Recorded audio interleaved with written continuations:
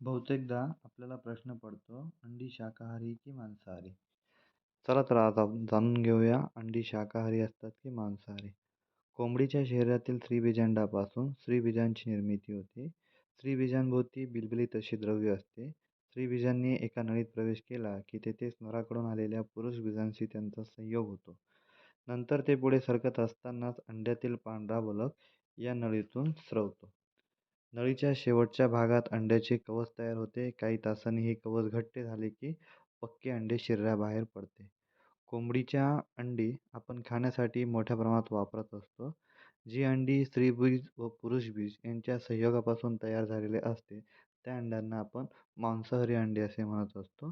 परंतु फक्त स्त्रीबीजांपासून तयार झालेला जे काही अंडे असतात, त्यांना आपण शाकाहारी अंडी असे म्हणतो. कारण ती उबवल्यानंतर त्यामधनं कुठल्याही प्रकारची जीवाची निर्मिती होत नाही.